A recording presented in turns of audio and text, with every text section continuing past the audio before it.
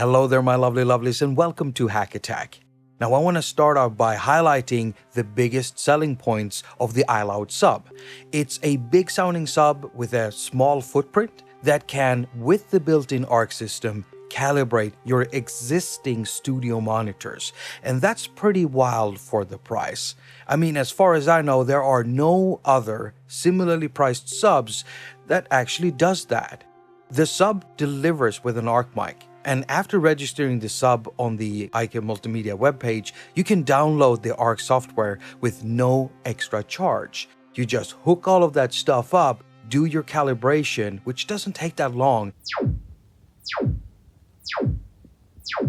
and boom, you've got a really nice setup with your existing studio monitors that you love so much, but now they're also supported by a tight sounding sub.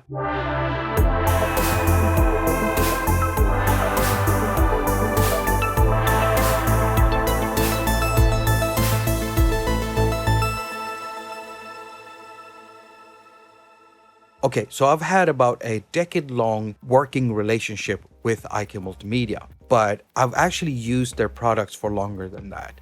They were one of the first companies to cater to mobile musicians like myself, basically people that uses iDevices like the iPad and iPhone as a central hub for their creativity. So they made stuff that were MFI certified, meaning they were using Apple's own tech and protocols in their gear to make their gear work really well with iPad and iPhone and the Lightning port.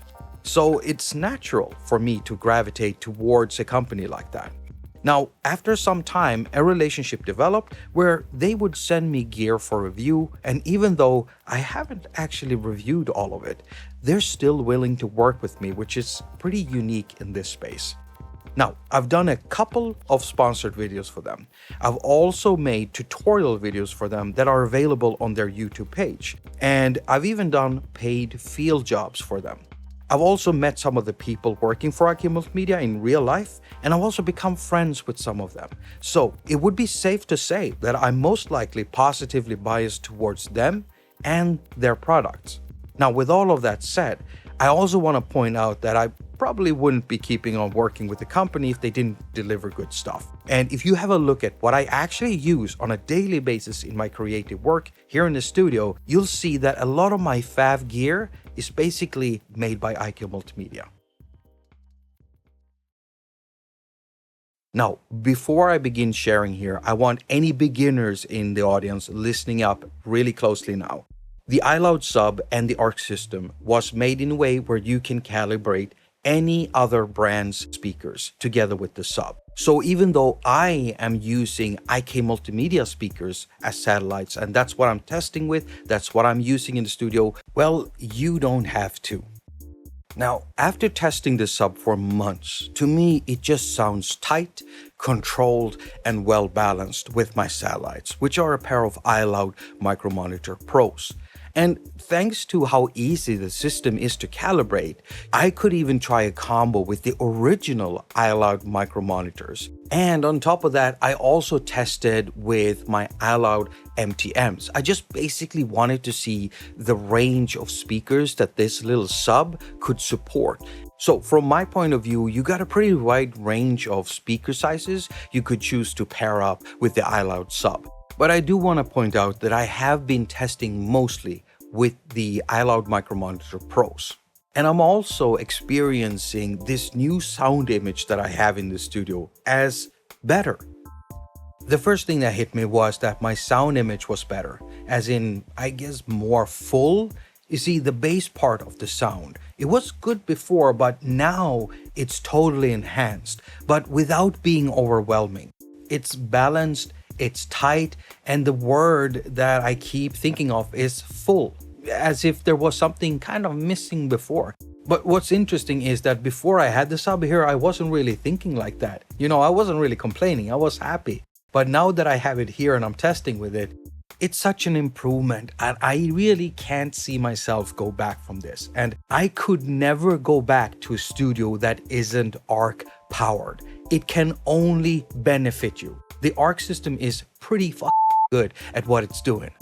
Now, I love the fact that IK Multimedia chose to go with a closed box configuration with passive radiators on it.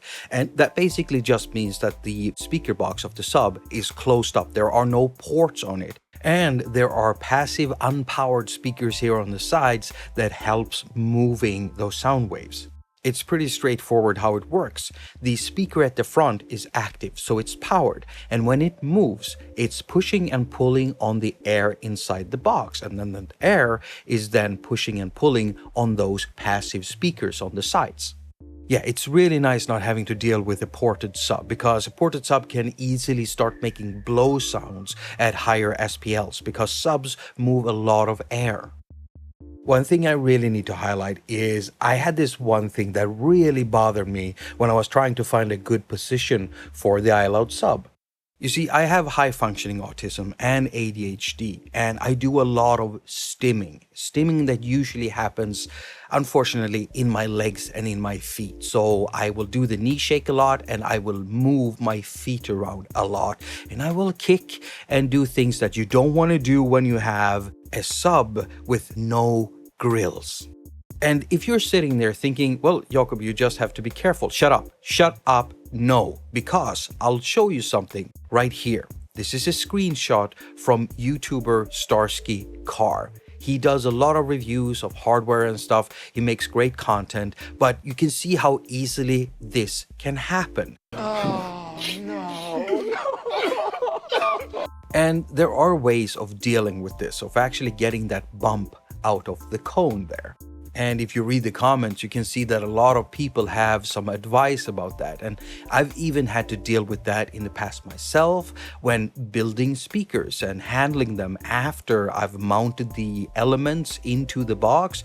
But the best thing is always to plan for something like this happening. And I saw a comment from someone under that video saying, I just bought a grill, and so that's what I decided to do. Now, I already know that the speakers are 6.5 inches all around the box here. However, if you look at the front speaker, you can see that it's situated inside a beveled edge, meaning you need a bigger grill. So I did some measurements and decided that an 8-inch grill would be a perfect fit for this speaker. This is what it looks like after it's mounted on the front, and I was using this kind of like a foam double adhesive sticky tape. It doesn't look that bad, and I just feel safer in the studio knowing that my stimming isn't just gonna cause something like this. Poor Starsky. Now, I do want to add that I did do a mistake in ordering the grills for the side speakers, because as you can see, I haven't mounted them, and I can't because I got 6.5-inch grills. Now, they are the same size as the speakers, but in this case, it turns out that that rubber ring that holds the plastic cone on the speaker, well, that actually interferes with the grill when I have the grill on. So I either have to get 7-inch grills, if there are any, I don't even know, or I have to get even bigger grills to kind of like encapsulate the speaker. Now, the last thing I want to add is I did my calibration after I had checked my speaker placement and also installed the grill, because I wanted to make sure that everything was up to spec placement wise, and also I wanted to make sure that the speaker was protected before I did anything. So all of my tests have been after installing that grill. Now, there's a few more things on the back of the iLoud sub I haven't mentioned yet, so let's go with the Bluetooth. You see, the iLoud sub offers wireless connection to devices via Bluetooth, which is a really easy setup. You just press and hold the Bluetooth button for about 2 seconds, and then the LED starts flashing and the sub becomes available for pairing. And when it does, you simply connect to it like you would to any Bluetooth speaker, and there you go. Now, I actually haven't been using this much, just about like 2 times or something, just for testing, and it worked seamlessly. It's not really something I'm too interested in anyway, but it is a nice option to have, especially if you want to kick back and just chill out to some music and not having to fire up your entire studio for that. Next, I want to point to the crossover switch. It's really important, especially if you're not doing any calibration. It is what separates the low frequency stuff that gets sent to the sub from the high frequency stuff that gets sent to the satellites. And you can set this to either 50 or 80 Hertz, but I don't actually use these modes since I'm going for the ARC calibration, and you actually do get to adjust this crossover point in the attaQ software. And lastly, there is a volume knob right there, which you will need to set to 0 dB for the calibration, and I'll mention it again in the calibration section of this video. Now, for all the iOS people out there, you are going to need a desktop and or laptop computer in order to do this calibration, because there is no attaQ software available for iOS. So first up, here are all the things you're going to need to do a proper setup and a calibration with the attaQ system. Oh, and before I forget, it would be good to have a roll of easily removable tape, like masking tape or something of the sort, so that you can mark up all the positions for the attaQ mic, because the program will ask you to move the mic to certain positions. Now, when it comes to the types of cables you need, it all depends on the types of connections you have on your speakers and also on the back of your sound interface. If we look on the back of the iLoud sub, we can see that the outputs that go to the monitors are using XLR connectors, and the inputs are using combo jacks, so you can use either XLR or Tele TRS plugs on this side. Now, these inputs and outputs are balanced, but the iLoud sub also do offer unbalanced RCA connectors. Now, apart from that, you also have a USB connection and also power connection. And you do get both a power cable and also a USB cable in the package with the iLoud sub and the attaQ mic. After you've gotten all your stuff, you can start connecting everything up, but always remember to not turn stuff on while you're doing this, because you can easily create loud pops and bangs that can damage your hearing. Now, once you've got everything positioned and you got everything connected up, we can start by turning on our gear, but we always do it in the same order. You always begin with computer first, then sound interface, and always lastly the speakers. Now, next you need to head on over to IK Multimedia and register your sub, and then you can actually download the attaQ software. And the easiest thing is just to download their product manager and just download it through there. Now, once you run the attaQ software, it will most likely detect the iLoud sub as soon as you tell it you have one, and then it will also tell you that it needs a firmware upgrade. And if that happens, just let it perform the firmware upgrade, and then it will prompt you to turn the speaker off and on, and then you can head on to the next step, which is setting up attaQ to do a calibration run. We're going to start by doing our layout setup in the upper left corner, where we can select between plugin stereo and stereo plus sub. After that, we then go over to the speaker section and tell attaQ that we're using an iLoud sub. And you don't have to do any settings for the left front or right front speakers because they're connected through the sub. We're doing a calibration that way, so it doesn't matter what type of speakers you have. Now, after that, we're also going to tell attaQ what type of sound interface we're using, and I'm using the Steinberg here, so I'm going to select that one. Now, after this, I suggest that you just test so you have all the connections right by pressing these test buttons here. You're going to send white noise through your speaker, so you can actually check if you actually connected the left out to the left speaker and so on. Oh, and attaQ will prompt you and test this later on, even if you skip it or forget it, because it's always good to do that before you actually start calibrating. Never trust yourself when you're doing these things. It's too easy to make mistakes. Now, I have color OCD, so I'm really enjoying the fact that I can switch out the color on the LED on the front of newer iLoud speakers. The iLoud sub even has this logo that lights up at the front. And so even though it ships out with a white color, you can switch it to any color that you want and any type of brightness. It's really nice. Once you're done messing around with that, well, we can leave the Layouts tab, which we're in right now, and jump to the Calibrate tab. Now here we just have to press on Start Measurement and then follow instructions. First comes the systems check, where we check the volume of the speakers and also the routing of the speakers. So we want to make sure that the volume has been set to 0 dB. There's like an indent on the volume, at least on iLoud speakers. I don't know about other speakers, how they do it, but set it to 0 dB. And then you go on to the next step, which is the routing, where it will play white noise through all of the speakers. And all you have to do is to press yes and confirm that the sound is coming out from the correct speakers. Once that is done, we just press continue and we can now select our ARC microphone. And the one that ships with the iLoud sub is the ARC MEMS mic. So we select that and press continue again. Next comes the audio setup and mic setup. And here we can make sure we have the correct sound interface selected and also the correct channel for the ARC mic selected. Now I've connected mine to channel 1, so that's what I'm choosing. You choose whatever you connected it to. And of course, do not forget to turn on the 48-volt phantom power on your sound interface to actually power the ARC mic. Make sure that there's a green LED lighting up on it. Now we're almost done. The last thing we're going to do is a play test to set up the audio levels to make sure it's not too loud or too quiet. So you can see a measuring right here coming from the ARC mic because it will play pulses just repeatedly when you're doing this play test, and it will also count down. And while you're doing this, you can check the measurement and see so that you're inside of the correct range. And you can then adjust with the main volume control on your sound interface how loud or how quiet you want it to be. So you might turn it down if it's too loud, turn it up if it's too low. And once it's counted down and you've gotten within that range, we just simply press continue and we get to the measurement analysis page where we can set up our listening area, the type of environment we're in, what type of test we want. I'm not going to change anything here. I'm just going to continue to the calibration page. Now in the middle, we can start sending our pulses for point 1, but we're not going to do that yet. You can see it says waiting on all of these points.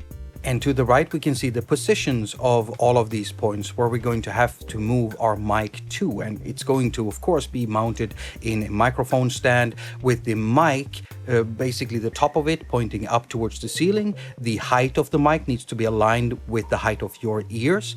Now, once you're done with all of that, all you have to do is to start sending the pulse. So move the mic to position 1, start sending the pulse, wait for it to finish, and then it will send you to the next one. And you keep doing this, just moving the mic, sending the pulse, moving the mic, sending the pulse. And once you're done with all of that, you have got a calibrated system. Now, when the calibration is done, it will send you to the Edits tab, where you can actually see the curves of your system and also the corrections that ArcX has automatically done. And it's also sent that to the iLoud sub, which is now able to use that standalone. You don't have to run the ArcX software for this to work. No, it's stored inside the sub. Very, very nice. Now there is a lot of stuff going on in here, but if we focus on this section and all of the curves, we can see the initial curve before the room correction has been applied in blue. The corrected curve is in orange, and the gray curve is for tuning, where we actually have 7 filters to work with. So the correction has already applied filters and stuff to correct the curve, and the tuning is something we can do on top of all of that. Now, we can also view what the curve looks like for each individual speaker if we select between these tabs here, but I'll switch back to the System tab as we're about to go through that. Now we can turn curve views on and off up here, and we'll just keep the blue one where we can see all the problems I have in this room. And I look at this and I shudder at all the massive peaks and valleys. And the whole point of an ARC system like this is to correct these peaks and valleys for a more flat curve. And if we turn on the view for the corrected curve, we can see what the ArcX system has done to try to correct it. It's not perfect though, and we can now also apply some tuning filters to further correct this curve. Alright, so for the tuning section, we've got the crossover filter where everything or all the frequencies on this side is sent to the sub, and then everything on the other side is sent to the satellites/top monitors. The crossover filter also has 3 filter modes, so you can select between second, fourth, and eighth order filter modes. And you can actually drop the crossover point anywhere between 50 and 150 Hertz. Now we have 6 more filters in here, and all of them have adjustable Q slopes. However, filter 1 is a low shelving filter, and filter 6 is a high shelving filter, whereas filters 2, 3, 4, and 5 are bell filters. Now, if we actually have a look at the corrected curve, we can see that there is a pretty significant dip around 1 kilohertz. Now, we'll use filter 4 here, and we'll adjust the Q point to about 5.0, so making it pretty steep. We're gonna drag it up, and as you can see, as I'm dragging it up, that peak is now looking better. We're getting a more flat curve. Now, there is more that can be done in here, but I'm only doing this as a demonstration, and I think you get the point by now. Now, if you thought that was it, there's even more filtering and weird stuff we can do, because there is an emulation part to this called voicing, where we can actually emulate listening through different types of speakers and other types of monitors. If we open this up, we can see that we can select between everything from bookshelf speakers to smartphones and even a TV speaker if we want. And when we do that, we can see that we've drastically changed the curve here, because this adds more filtering, and also that curve is now being represented as a dashed line.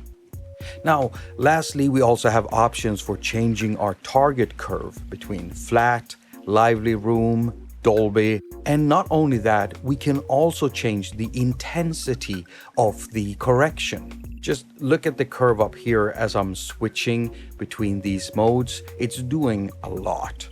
Oh, and we can at any point bypass everything in here with the bypass switch in the upper right corner.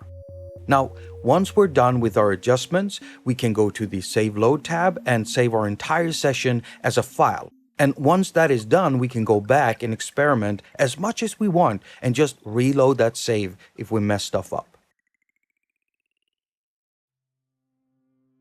Now, for those of you who are using older iLoud monitors that aren't compatible with the ArcX software, I have a pair of those, like the older MTM Mark 1s. Even if I connect it up, ArcX won't even detect them.